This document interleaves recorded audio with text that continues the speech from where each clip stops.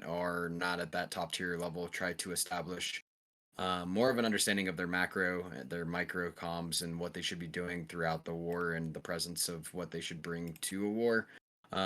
If you guys have questions during this conversation, if you need me to slow down at all, if you have questions afterwards, don't hesitate to reach out to me via DM. Don't hesitate to reach out to me while I'm streaming, anything of the above. I'm more than welcome to help anybody regarding builds, regarding play styles, VODs, stuff like that. I did it with Milk Run.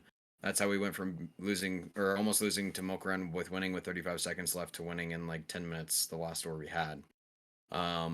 It's definitely a tough process. It's up to you guys whether or not you guys want to continue to learn to get better and continue to grow as individual players to improve your gameplay. So let's just go over some basic stuff. Understanding what basic macro and micro is. This is a lot of the stuff that I'll be going over in this PowerPoint, just to make sure that you guys are able to communicate with me. Regarding our main ball, mostly talking to kill squads as well, and then talking individually to healers. I want to make sure that our healers are sort of on the same page when it comes to communicating and really working together on trying to help us objectively win. So big difference. What is macro? How are you orienting your macro decision making game sense? How are you playing? Macro is your general understanding of pretty much how you're going to be playing within the war. This is understanding your job as a quad, your job as a kill squad, your job as 8, 9, 10, your job as the side point player, your job as a quad DPS. Being able to understand your macro sense is super important. Just because you objectively want to get to fort as quickly as possible, or you want to defend your points as best you can. Um, Making sure that you understand the general like the general thought process of your shot caller is super important. Making sure that you understand when to rotate, when not to rotate, where you should be playing a majority of the war is super important as well. Let me pull up this one raid plan as well. This raid plan. So let's see. This is a good. This is from the company I fought with last night, and they just got like, shit on. So, I think it's going to take them a little while to really start understanding the concept of war and how quickly they can wrap their heads around it. But microcoms, understanding micro gameplay.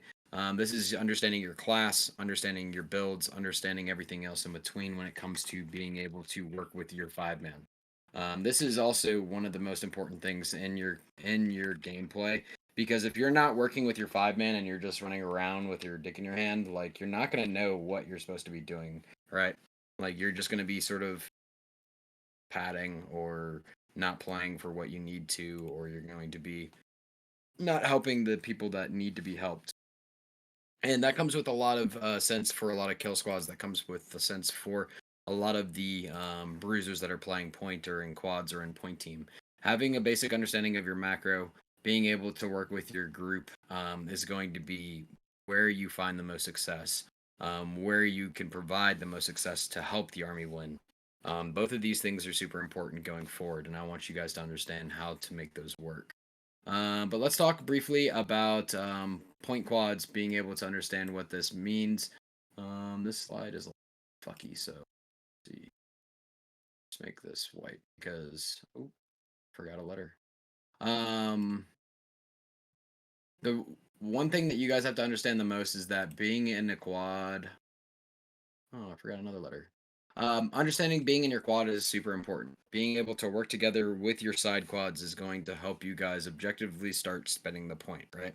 The objectives of war are to eventually get into fort or eventually hold them outside of the fort. Either way, holding the point objective is going to be your main goal. Playing your quad is super important, but you also want to be aggressive with helping your side of the point, right? Because we call this side strong side, right? We call this side weak side. We want to objectively try to hold a side to allow us to find free space, provide free space for our army, and eventually cause their bruisers to die. One of the main things that I always tell a lot of bruisers whenever you're playing in your quads, playing together with your top quads, playing together with your bottom quads will ultimately help you guys secure kills. Because two bruisers going against four bruisers is not going to be as easy as four bruisers is going against four bruisers. If you and your other co-bruiser within your group have good microcomms, you're able to communicate with each other on what abilities you're using, who you're focusing, where you're playing at. This will help you guys find more success as a group. I want you guys to really make sure that you guys are communicating. Every person in a group should be communicating almost the entire war. That's because you guys want to be able to work together, work better together. Sometimes there's armies that have static groups that have literally played for years together, that continuously play together in the same 5 men, and they want to continue to play because they know how their communication styles are, they know how their play styles are. So you guys need to start trying to figure out, who do you enjoy playing with? How can I objectively work together with this guy to make sure that we're actually going to be able to hold our space? Um, a big thing about stepping off point. Uh, I only say to certain groups within wars, stepping off point is an option sometimes. But the only reason why I tell armies to sometimes step off point is to push out our kill squads or potentially try to play the lot. Of course, you guys aren't going to stay on point if you're fucking 20 health or you have 2k health and you're gonna die. Like, stepping off the point is definitely something in regards to urgency. You guys do not need to chase kills off the point all the time. Securing kills will happen on their own if you guys are working together with your two quads, right? The main reason why 1 and 2 sort of play towards this middle is because they're supposed to alleviate the pressure on left or right side of point, depending on where we're having more pressure from the enemy, because they have the same amount of bruisers playing this point in this objective. So point team's job is to really look to step to those sides, and it's for the shot caller to recognize this. Your shot caller needs to be able to recognize whether or not 4 and 6 are winning or 4 and 6 are losing, and the same goes for 3 and 5. And so that's where that point team can come in and actually help them secure kills or secure a point with the amount of tick that we want. Point players play high, play along the sides, with top. So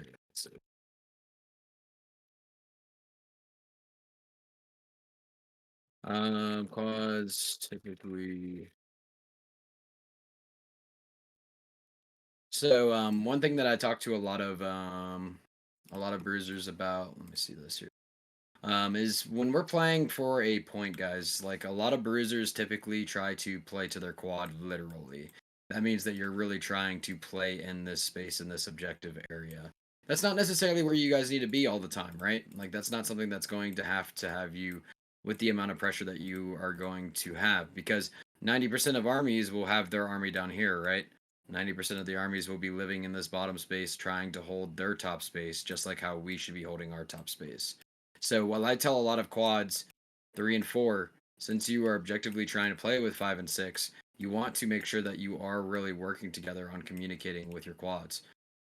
This is really important for a lot of different reasons. One, if 1 or 2 bruisers are playing down at the bottom by themselves, like your bruiser from group 3, for instance, there's 1 bruiser here, there's 2 bruisers from 5 here, there's 2 bruisers here, 2 bruisers here, and these two are playing together, but our left quad's not.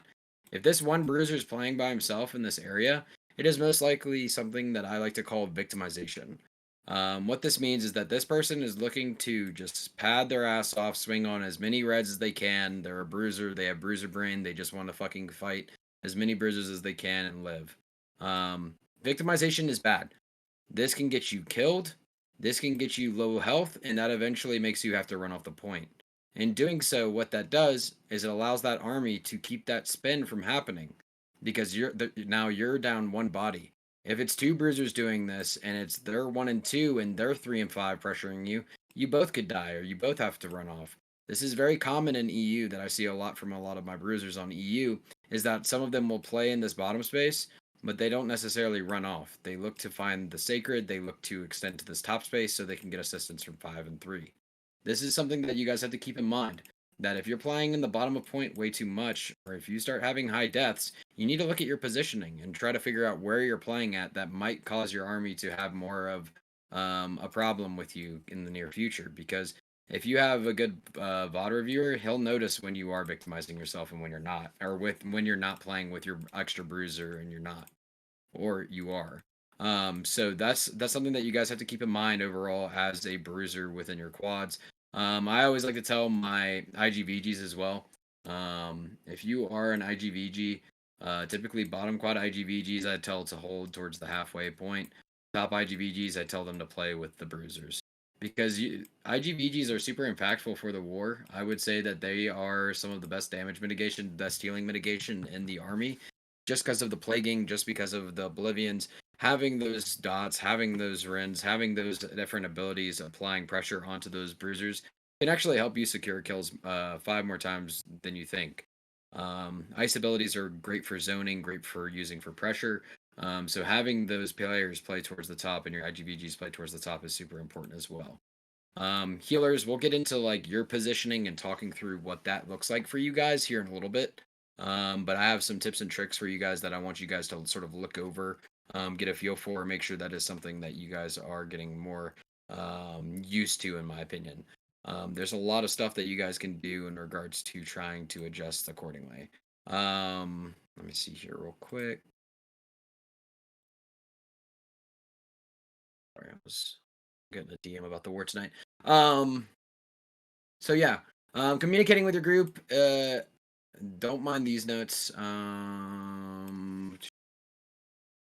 Communicate with your group. Serious. Period.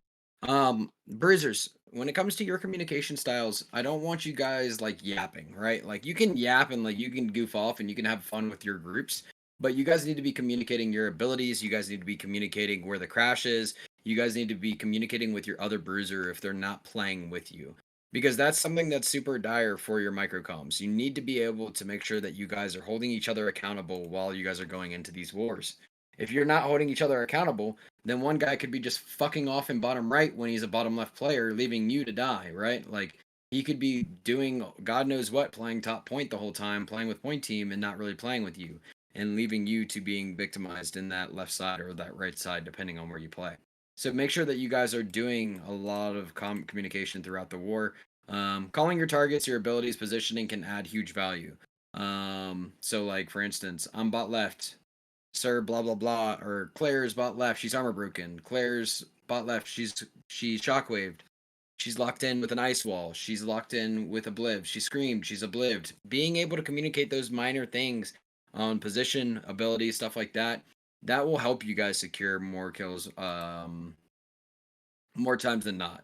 Let's see here. Another reason why you do pull top is to keep the bottom clear. We can just put bottom point here. So in EU, a lot of them will to call numbers. You call 12, you call 3, you call 6, you call 9. That's very common with EU calling. But trying to keep bottom point clear is good for our healers if it's pulling their army up, right? Like that's what we're doing with this raid plan here. Is we're pulling the fight towards their top of point to allow our healers to have the opportunity to tiptoe bottom point if there is free space. You guys don't need to take the fight to them. You take the fight top and you allow applying pressure. The macro for groups 6 and 5, you guys are supposed to be working with 3 and 4, right? That's what I want you guys to continuously do is work as a 4-man bruiser group. Recognize when you guys are outnumbered. Recognize when you guys have the potential to kill people and being able to open up those opportunities.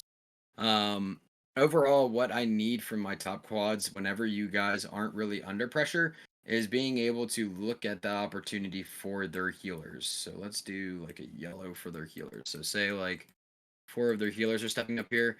I don't want you bruisers pathing back on point. Don't use your path of destiny on point unless it's to help your boys get out of a crash. And I'll walk through the macros of a crash, how bombs work, how those are objectively supposed to be played, and then we can walk through that. So pathing into healers can upset the flow of this point by a lot.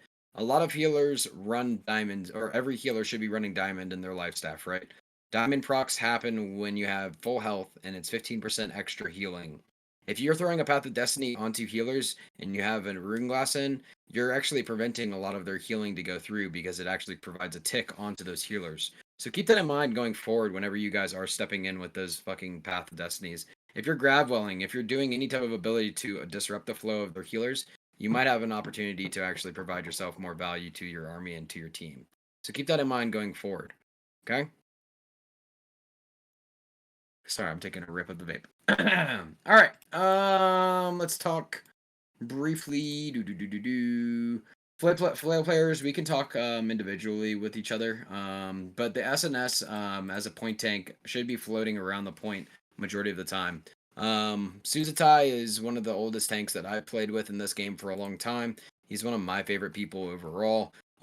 He's very good at tanking, and he understands his positioning needs to be important whenever he's rotating around the point. Let's see. Sounds good. And these guys are yapping.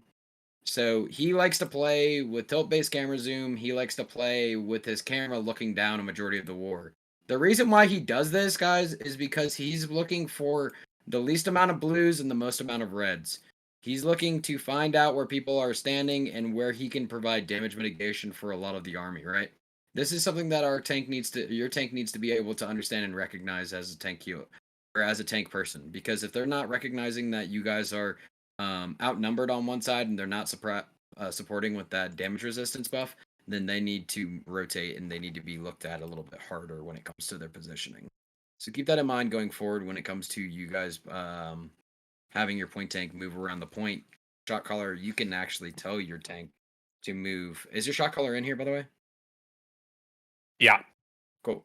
Yeah, your shot caller can tell your tank and your point team to adjust accordingly. It just depends on where they're playing and what they're trying to do. Sorry, this PowerPoint is. I usually have like black and white, but this is just a PowerPoint I stole from somebody that they were using. This is for bomb calls, so I want you guys to start getting familiar with this kind of setup when it comes to your bombs and being able to objectively correct your positioning whenever you need to for a crash. I usually walk through the bruisers first, but I'll walk through with IGVG's sort of positioning and what you guys are doing. You guys saw this drawing here. You guys understand where I want your IGVGs trying to be playing, where your IGVGs should be playing, objectively to secure kills and work with your quads. I don't know how your caller does it, but I usually do like a 3, 2, 1 type of countdown. Some callers will do, okay, guys, 10 seconds. Bodradettos looking for something in about 10 seconds. We're looking for something in about 5 seconds, guys. I usually do. I'm looking bot left in 3. I'm looking bot left in 2. I'm looking bot left in 1. Bot left, bot left, bot left, bot left, bot left. Right. There's a flow to the process of me counting these down for you guys to follow that I like to do with my IGVGs as well as my bruisers when it comes to communicating and trying to secure these crashes. So let's walk through that just briefly.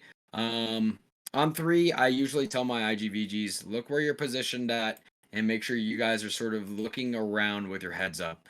One person who's very good at this is Clay Trinity. Him and I used to work really well together because he would play a bottom quad and just pat his ass off, or he would already be down here in this position ready to go. Having your IGVGs sort of understand that that call is coming through, that your quad might get crashed on, you need to be set up objectively to play.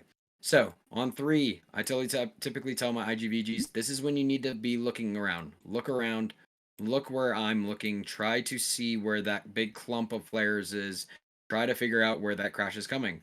I'm looking bot left in 2. This is when you need to start posturing. This is when you need to look at your abilities, look at your potions. You need to look at what you have ready to go.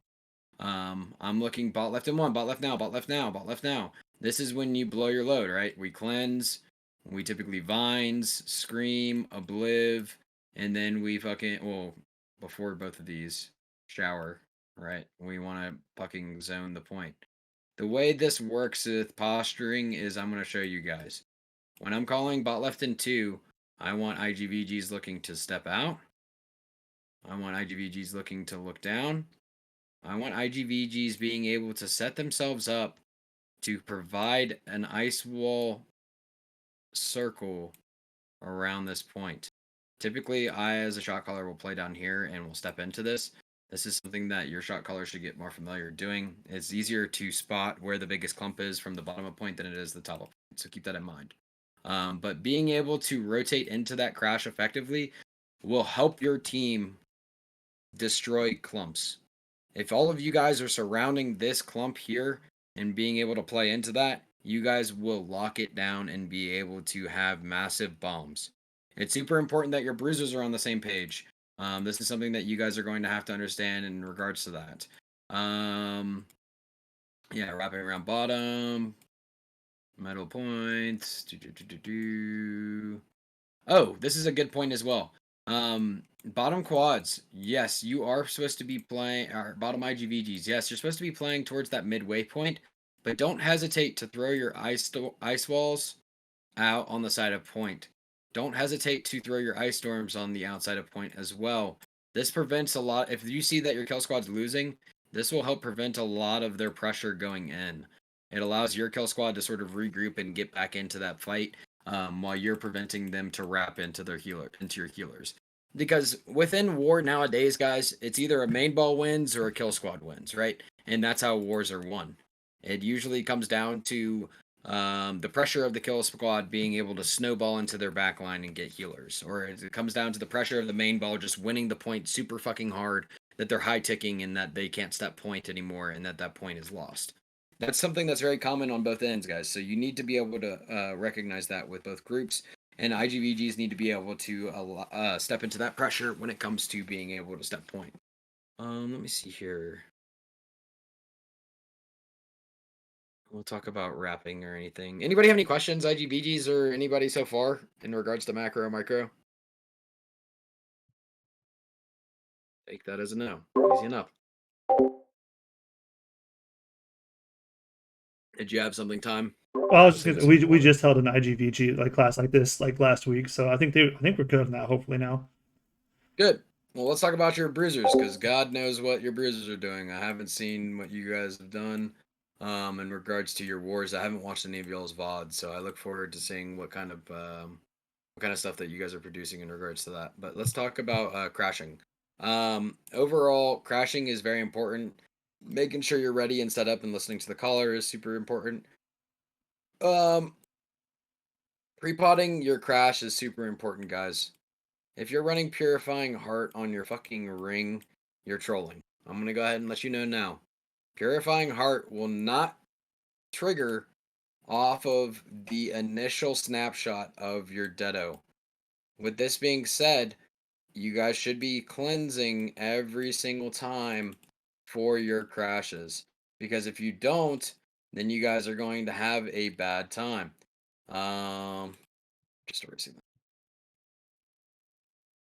So, with bruisers, it's sort of the same thing in regards to the 3-2-1. There's a thought process that should be behind every bruiser's brain when it comes to going into these crashes, guys.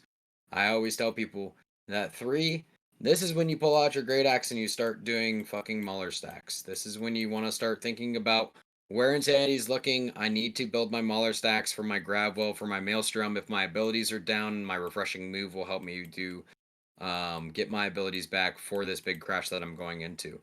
2 is always about posturing, guys. Remember this. Posturing is super important for your actual crashes.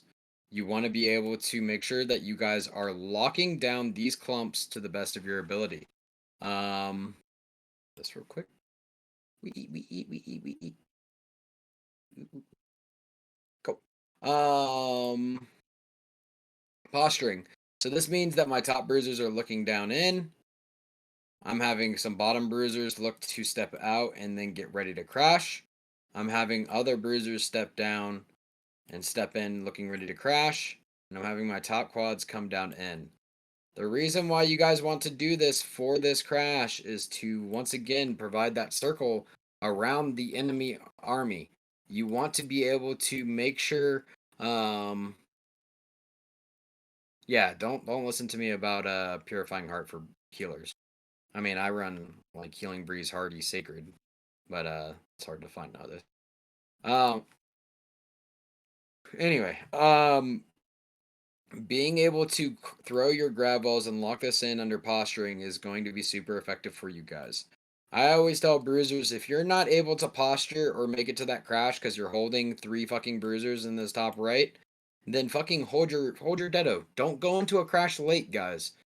Staying where you are to hold your amount of bodies so they can't go into that recrash is super important. Don't blow your Deado for random reasons when it comes to this, guys, because re-zerging is a thing. Zerging meta is here on NA. Zerging meta is something that's super common across the board for a lot of the armies nowadays that you guys are going in. And you guys are going to have to deal with a lot of their bruisers just stacking up on top of each other.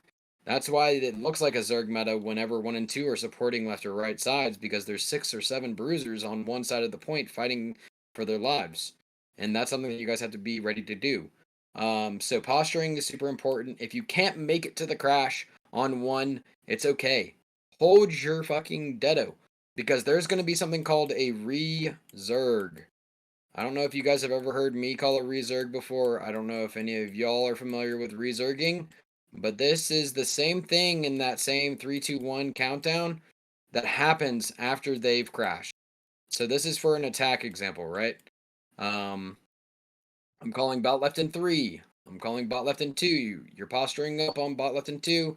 I'm calling bot left in 1. It's that cleanse, grav, deado all at the same time. You try to auto once and then dodge and maelstrom. If you do all of this in order within the amount of time that it takes for all of these processes to go down, it is money. Money, money, money, money, money, money, money. The reason why it's money is because all of this will blow up at the same time, guys. All of this will go off and pop at the same time. And that's why it's called bombing. That's why you guys want to have the biggest deado bombs that you guys can have. Imagine 8 people doing this in a clump of 10 people. You kill every single one of those people that are in that clump, unless they're in their ice tomb. And it's not likely that a lot of the bruisers that are in that clump will survive. It's up to the caller to recognize whether or not the resurg is a good idea, because you have to be aware that if you are crashing first on offense, that defense now has the opportunity to crash back on you. And that's something that you guys are going to have to learn about declumping, is that if you guys stay clumped in that crash too long, you will die. It is not worth it staying in, guys. It never is. It will eventually kill you, eventually cause you problems. So please pay attention to what you guys are doing in regards to that. You do not want to die in a recrash. So when you guys get in and you blow this load, as soon as you maelstrom, you need to get the fuck out of there, guys. And that's super important for our bruisers going forward. You guys want to make sure that you guys are really getting out of that bomb spread along that side. Let's see here. Yeah, don't spam yourself out to get into a clump. Don't be going into, you can go in without a cleanse, but you need to make sure that you're shockwaving your boys when you get out. That's a big thing for a lot of bruisers as well. When you are declumping, pulling your hammer out after a crash is 10 out of 10 content. Because if you shockwave this clump, or you shockwave the sides of this clump, it will stagger them from re-crashing into you guys, and it will ultimately allow your boys to escape. Side note for declumping. Is this in the same side? Yeah, okay. Oh, side note for healers, actually. Healers. If I am calling a crash, or your caller is calling a crash into that bottom left, do not throw all of your sacreds onto that crash. Do not throw all of your fucking... Do not clap your cheeks on this crash. If they're going to recrash, that's when you're going to need clap. If your boys are going to declump, you need to be placing your sacreds in your quads manually to allow you guys to live. You need to give our boys opportunities to live in their quads once we declump. Because if you don't, it's going to cause us problems, because we're going to run somewhere and we're thinking that there's going to be potentially heals there, and then we're not going to be able to get healed. Because they're going to eventually recrash us in one of these areas. Point team healers, side note, I don't really fucking stress you guys too much about where you're placing your sacreds. And don't get mad at each other healers if you guys are overlapping sacreds sometimes. It's very common. Bruisers, side note as well. Do not declump into the fucking point. Do not declump this way. Do not declump this way. Declump away from the point, guys. If you declump into the point, it will cause you to die. Because their IGVGs are typically setting up. Their IGVGs are typically fucking making sure that you guys are making sure you guys are locked down after that crash comes. The main thing I tell bruisers is that when you declump, find the space. Find the space to live. Do not get crashed on. Try to get out of that clump as quickly as possible. Because you do not want to get hit on the head whenever they're coming back into you guys. It's super important for you guys to understand this methodology when it comes to your crashes. Because if you don't, then it's going to cause you more issues than not. Trust me on that. A caller should not be calling a resurg until their crash has been sent.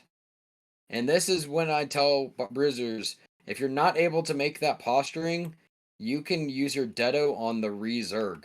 It is okay to do this. I tell people that I like bruisers that if they can't make it and they wind up getting into the resurg, if all of our bruisers are coming into a resurg, it's actually going to be fucking big money for you guys as well, because that resurg will actually have more damage put into it than last time whenever you guys got into that crash. So I want you guys to keep that in mind whenever whenever you go forward into resurging, that you guys are open to using Dedos there as well if you're not able to make the crash. What else? Let's talk more. So sorry, erasing, thinking about what's next. Zerg, do not body block each other. When declumping, you need to get out of it and play space, like I was just telling you guys.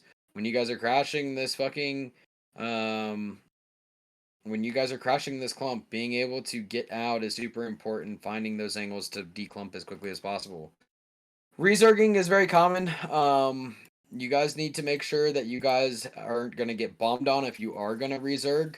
But this is for all bruisers to listen to in your army. If you guys aren't resurging as an entire army, it's not gonna work, right? Resurging is because their abilities are now down. You guys have had enough time to escape, and you guys are able to have some abilities back up to get back into that resurg. It's reclumping the entire army. It's reclumping all of your boys to apply as much damage as you can to dog them down. So keep that in mind, guys. This is super important. You can use solo Dedos on this. Ignore this shit here.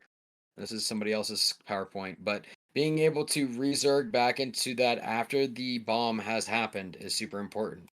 I think this is healers. Also, if you guys are playing on what do you call it? If you guys are playing on like 50 FOV and not playing tilt based camera zoom, try switching up your game settings. You want as much vision as you can see. You want as much fucking understanding and being able to see around the point as much as possible. Keep your sacreds running in your. This is for healers mostly.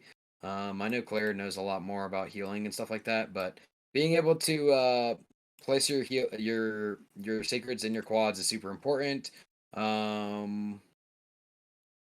Let's heal around point, not just people who tend to be in your group. Yeah, this is very good notes for healing as well, guys.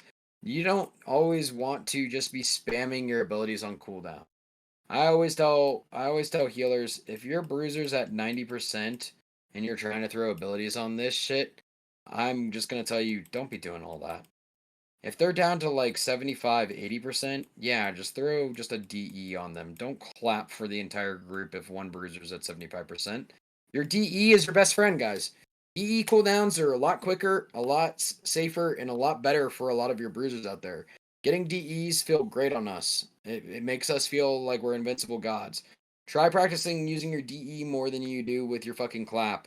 And get used to placing your sacreds in your quads. That's always what I say when it comes to that. One good thing about this slide that I always talk about is tunnel vision. Make sure that you guys are unaware of what's going around on the left and right sides of point. Because if their group 7 is winning, if their group 8 is winning, if their group 9 or 10 is winning, they are coming for you. You guys have to pay attention to this. Because if that fucking fight is lost, those kill squads will cheat in players to you guys automatically whenever it comes to you guys applying pressure.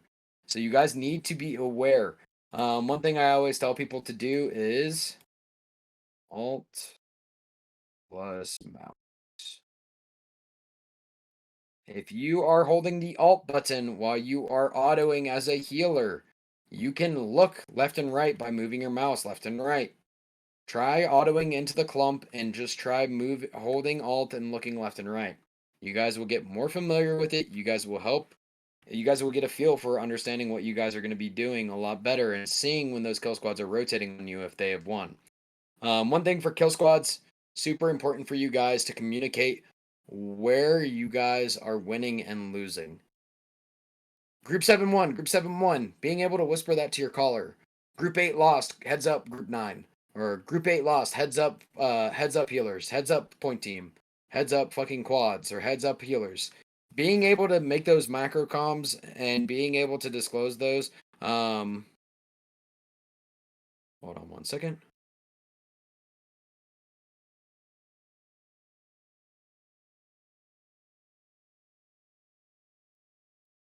Sorry. More messages. My apologies. Being able to communicate those things, kill squads, can save your healers' lives. It's once again that snowball effect. If kill squads are losing, we need to know. You can announce it to the whole fucking army. It's just good for our healers to hear Group 7 lost or Group 8 lost.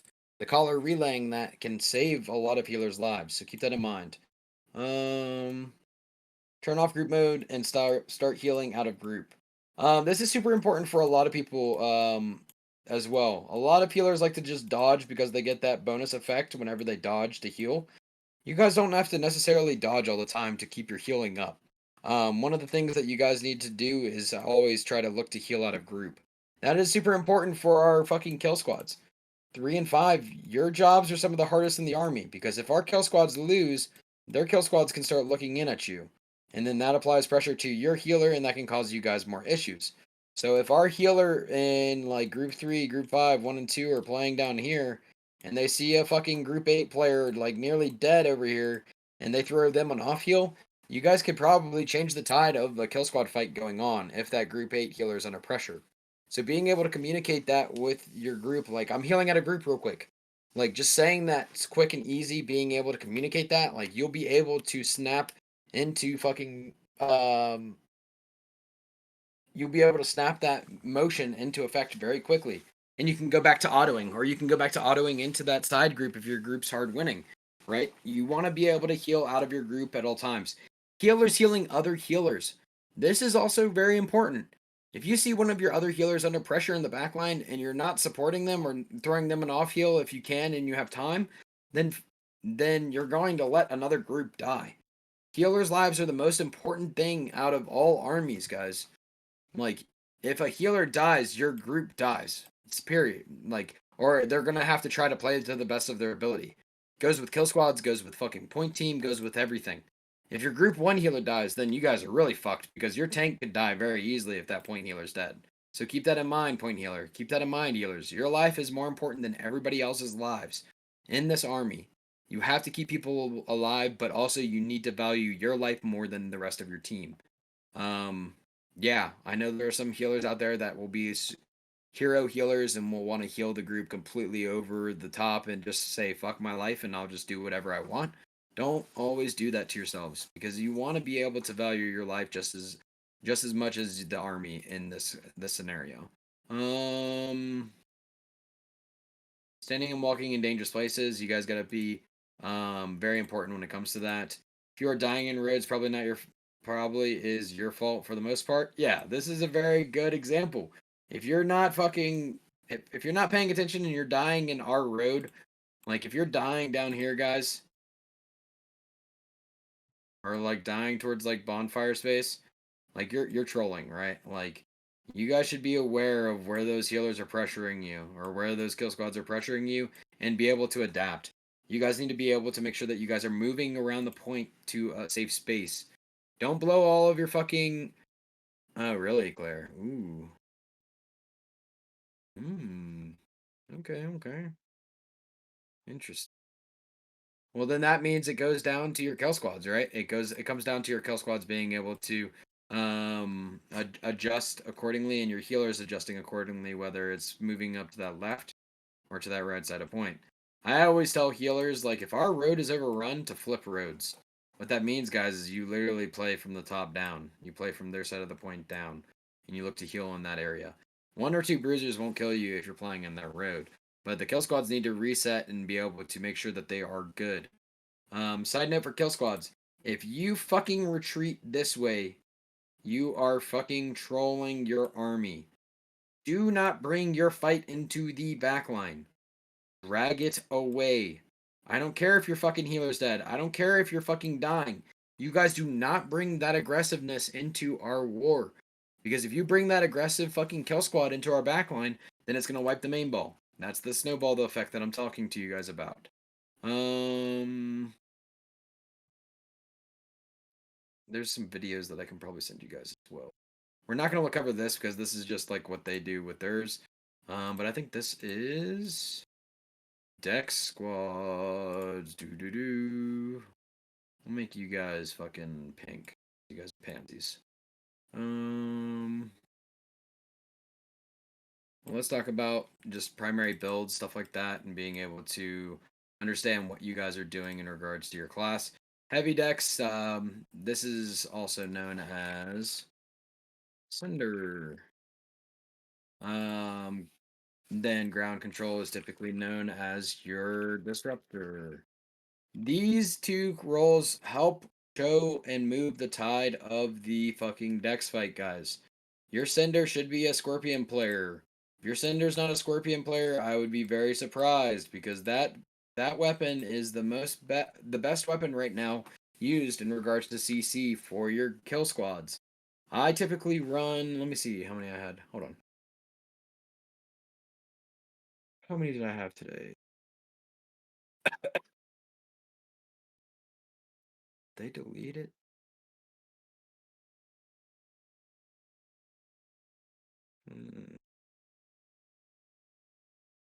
Hold on, guys. I'm looking for the actual groups.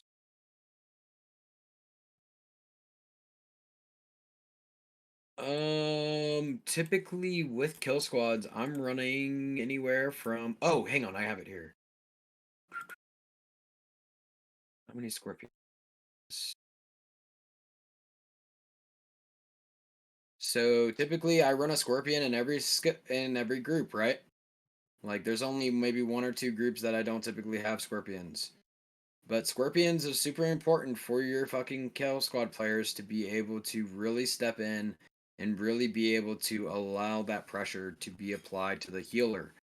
Typically, the Cinder is the main person who's trying to hunt the healer, CC the healer, provide as much value as we can to sustaining the kills that you guys need to get.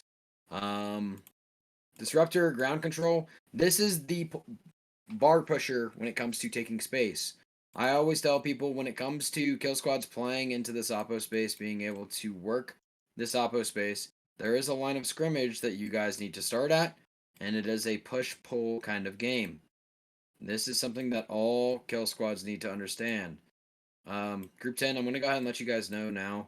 You guys can just, like, fuck off to the back of the fucking war camp or wherever and just fight on your own little war. Group 10 just does Group 10 things. Like, I don't judge Group 10 for what they are, but if you guys want to fight, yeah, you can maybe cheat, like, your bow into their back line or into their Group 9.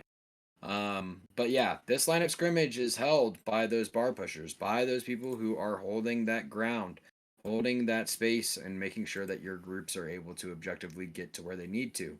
If they don't, then it's going to cause you guys more problems than not. Medium melees, void blades, you guys are sort of in the same thing. But I also say that void blades, IGs, the fuck equal space presence. This is because your Void Blades usually run an Ice Gauntlet with them. They can use that Ice Wall, that Ice Storm to provide spacing for your healer, for your light players, and everything else in between. You guys typically secure those kills and protect your squishy players at the same time. Range DPS, you guys are the big dicks. You guys want to use your Ice Showers for healers, making sure that you're providing space for healers, and playing a little bit looser. If you guys aren't running Featherweight on your fucking light builds, you are trolling. I'm going to go ahead and let you know now. There's only one exception to this, and that's for Fire Stabs. And that's with like a tuned leather pants or with what is the other thing I'm thinking about? If I get pinged one more fucking time. This is typically what is it? What are the other pants that I'm thinking of? Azoth conductors.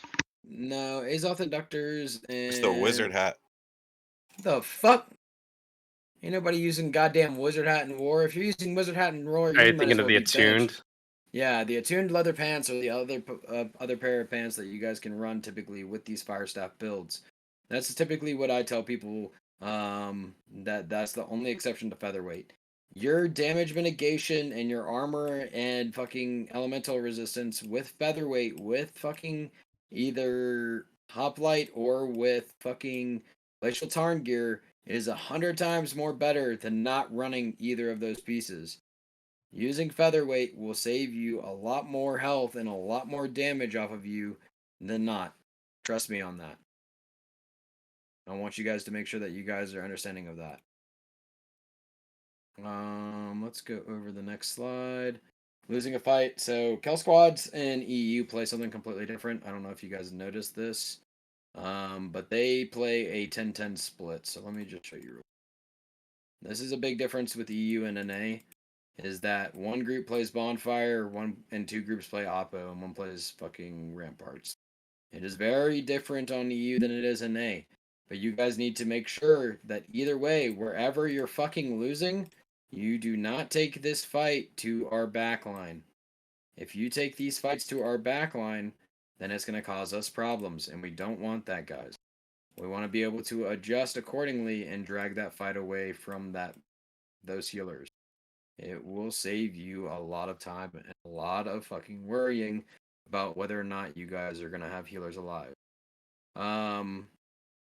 Winning a fight with kill squads.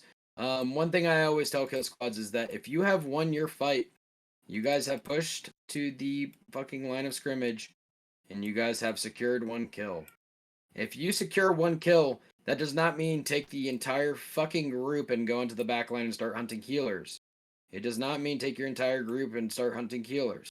It means that you now have the opportunity to allow one player from your group to adjust where they're going. Whether it's group 9, whether it's backline, whether it's point. I want you guys to make sure that you understand that. Because if you need to adjust, it's super important. When the fuck did Jake get in here? Yo, you're not in company, bro. Get out of here, bro. You're not allowed to be here. Anyway, you guys need to adjust accordingly. It's super important for all bruisers to be able to do this, guys. If you guys don't, then it's going to cause you more problems than not. You guys want to be able to fucking help snowball the effect of the award. And that's pressuring into group 9 or pushing the backline. And it's up to your group lead to determine whether or not you guys are able to do that. It's super important in general for kill squads to be able to help snowball that lead. Group 9, you can do the same thing. You can adjust here. You can adjust here. Group 7, you guys are your own fucking crazy little thing. You guys pretty much just pressure into healers or pressure into their backline, right? It's not the same when it comes to kill squad or Group 7 because Group 7 is sort of its own little fight. I don't know why this guy left all these fucking stupid ass skulls on my screen. This is typically what the kill squad fight looks like. Let's keep that in mind.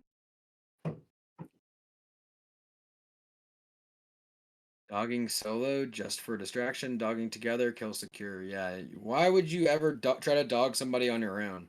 The only person that should really be doing this is your fucking sender. Your kill squads don't typically should have one person running around by themselves because it's just going to be a waste of your time. If you are a heavy disruptor and you are swinging on another heavy disruptor for 5 minutes straight, you are benched.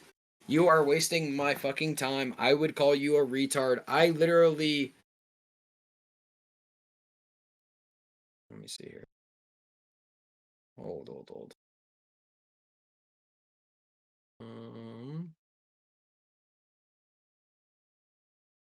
Here. Clear example of how I talk to people that I see swinging on one person. You see this guy right here? This guy is swinging on one fucking idiot the entire fucking time, wasting my goddamn time as an IGVG when the point's at 90% tick. Kill squads need to be aware of the tick, guys. If kill squads don't see that point up to 90% or 85%, you guys just fucking obliviously walk by it or don't see it, then you're also trolling. You need to make sure that you guys are fucking objectively winning that fight and translating it into another kill squad or into a point. Clear walls, or I'm gonna tweak. I'm not gonna tweak. I'm gonna call you a retard. Simple. Kill squads need to objectively talk to each other when we're winning and losing fucking fort. So macro play within fort phase is don't blow your fucking deados at gates.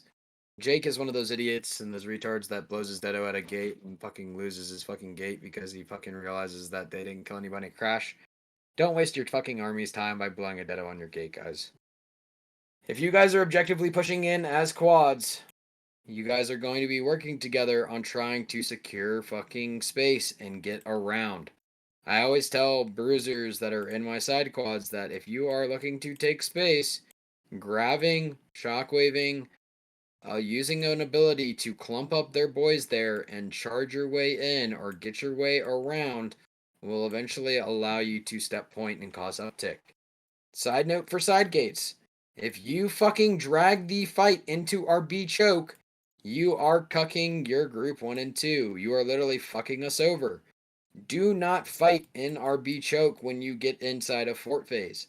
The reason why we want you to do this is because the objective is the point, the whole matter of fact when it comes to this war. You guys want to be able to uptick this point. Do not fucking cause problems by stepping into the fucking B choke. It will cause a big clump. It will cause us more issues. It will cause a lot more things to not happen correctly. Side note for kill squads, when you guys are entering fort, the main thing that I tell my groups 10 and 9 now is that if you guys are waiting to enter, let your bruiser groups go in first, but support them while they're on your way in. And then 10 and 9 can go in and start taking the objective. The fuck? The fuck was that noise? It was just Sweet Pea coming in. Don't worry about Yeah, it. it's just Sweet Pea. Don't mind it. Oh. Typically when you guys get into fort, one of the main things that I always tell kill squads and point teams and bruisers is that you guys have to play your lives. Same with healers. There's typical routes that I tell healers to play in when it comes to trying to get into fort phase. Is that going up to B heaven is always a little sketchy when you're first entering gates, guys. I don't always recommend you going straight up because group 10 and 9 are probably just setting up their fights up here, and it can definitely be an unsafe space for you. Sometimes I tell them to go to backstage, hug these horns. Sometimes I tell them to just go into the dirt and try to find their space. Sometimes hug these back stairs, sometimes hug the front stairs. Don't necessarily need to set up immediately to get into the fort. So please remember, healers, don't always just rush straight up onto B. Don't always rush straight up onto D. Look around before you're entering this fort to make sure that you can find that free space and you're not going to be under pressure immediately when you get in. Because our bruisers are going to be the first people leading the charge, and they're going to need sacreds along the way here. And you guys have to be able to place those sacreds while your bruisers are getting in and playing their lives.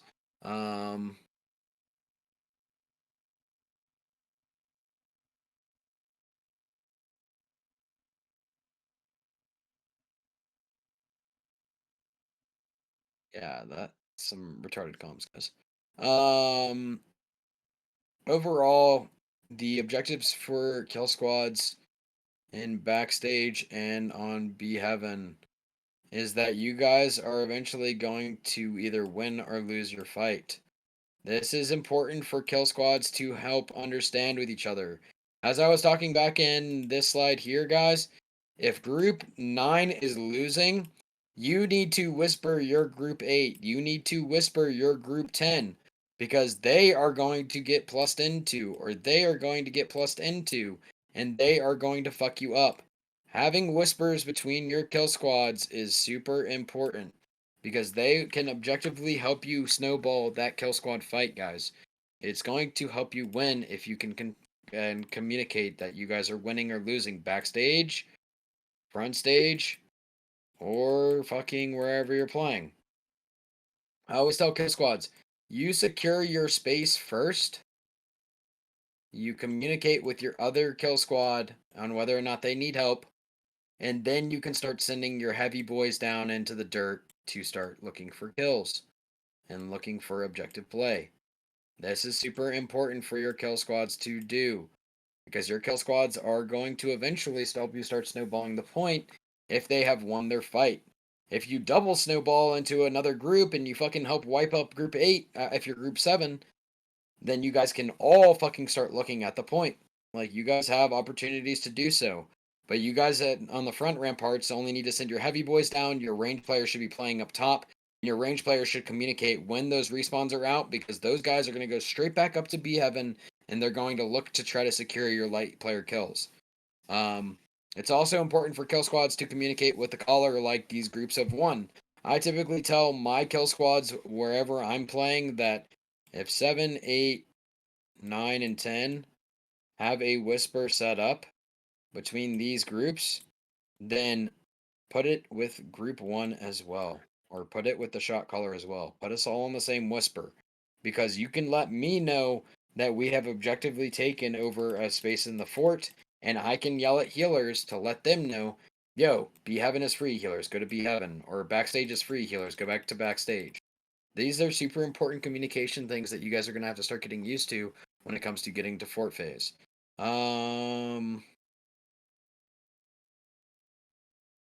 When the wall battle is won, focus be choked. That's where the healers are as well. This is very common.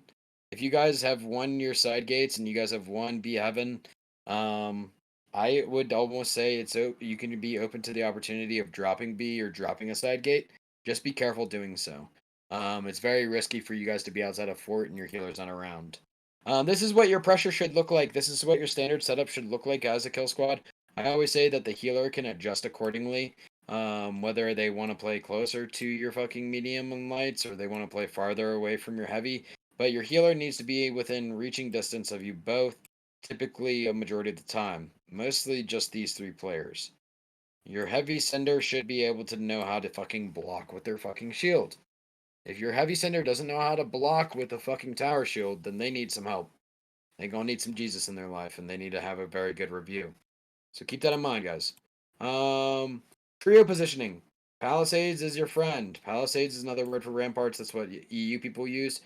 Do not play hella deep in here, quad DPS. If you're playing hella deep in here and people are jumping off these ramparts, you're gonna die if you get focused. So keep that in mind. Also, punishing your decks is super important. If you guys are pushed up within like group 8, like say 5 and 6 have helped walk you guys in, right? 5 and 6, your jobs as fucking quads are supposed to set up that bar push line for your 8 and 9. So something I tell my quads when I'm resetting, this is the bonfire here. These are your top quads. These are your bottom quads. You guys are looking to start clearing out this area and objectively pushing into the Oppo space. I typically tell point team or bottom quads, once you get to this hurdle line or hurdle jump, that you guys are eventually able to step into the point here after that. But the kill squads need to have this space cleared out, and you bottom quads need to have this space cleared out so our healers have a pocket to start healing from. We do not want to see any enemy bodies in this area when we are pushing into the final point. Because if you do allow people to cheat through in this area, then it's going to cause you more issues. It's going to cause your healers to get disrupted or potentially killed. You guys want to clear these hurdle lines before you guys are pushing into that Oppo space. I tell kill squads, if we are regrouping and 8 and 9 are still fucking out, so I can delete this group center. So if our 8 and 9 are, for instance, like out here and they're losing hard and they're just like running for their lives and they're getting farther back, and 6 and 5 are already pushed up and the other quads are already pushed up, you guys need to fucking regroup with 6 and 5.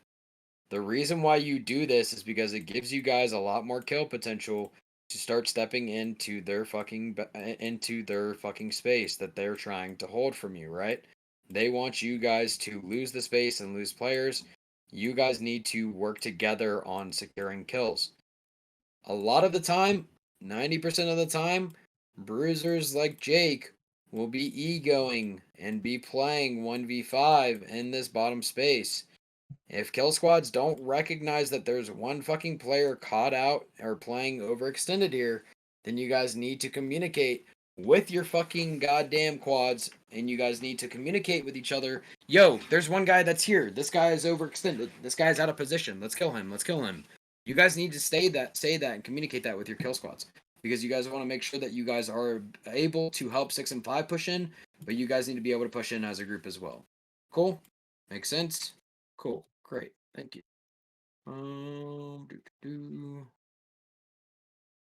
Other side notes. Keep looking.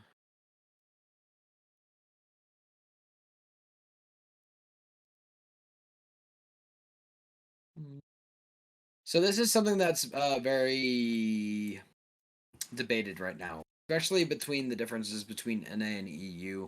A lot of kill squads will try to push to B heaven and secure the walls, and that's usually how 9 and 10 typically wins.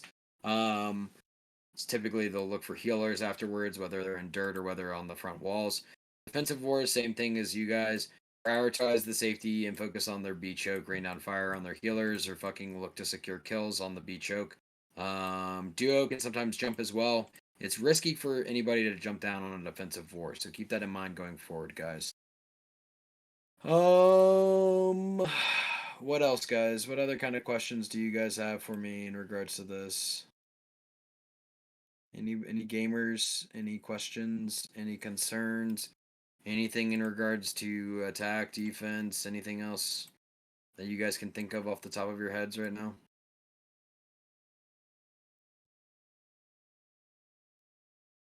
Awesome.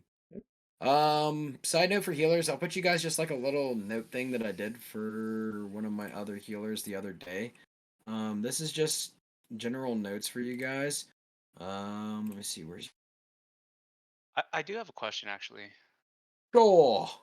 Okay, so if we are a quad, uh, quad group, right, on the strong side, and we see our kill squad losing that fight, how are we supposed to react to that? Are we supposed to go in and help support that fight so that they can get back to more of an even fight or potentially win that fight?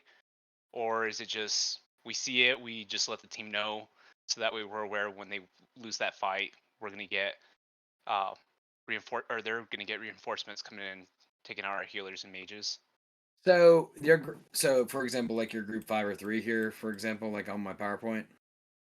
Correct. Like specifically group 3. So like yeah, you guys have a tough job, right? Like you guys are sort of supposed to be the people that are supposed to be able to hold this space on the bottom left while being able to be objectively aware of what's going on with group 8 and the point all at once. If group 8 is losing, I mean, your caller should recognize this. If your kill squads or your point team are hard winning or losing, your caller should be having this situational, this macro awareness overall to make sure that you guys are good. You want to be able to recognize that they are I wouldn't say it's necessarily y'all's job, but if you guys want to help apply that pressure, if they're down a body or two or if they're getting shoved all the way back, like as group 3, like you guys can apply this pressure here, but remember in turn that can lead to a snowball effect for your point team, so you need to be aware of that. Okay, so we do decide to do that. We communicate that to Team 5 that we're gonna kind of You don't help even have to apply. communicate it, you can just step out. Okay, cool. Yeah, you don't even have to communicate it with another group. I would just communicate it within your group and let them know, yo, let's help Oppo. Let's help Oppo a little bit. Let's step out. I always tell people, like, if you're declumping, if you're getting out of a crash and the caller hasn't called a reserve yet, step into that fight, right? Group 5 can even do this. My left quads can do this pretty often. If 4 and 6 fucking recognize this, they can even declump into the token top of point and look for healers or do other things to apply that pressure. It's up to you guys on how you want to apply it, right? That's the main thing that you're gonna keep in mind for going forward on that.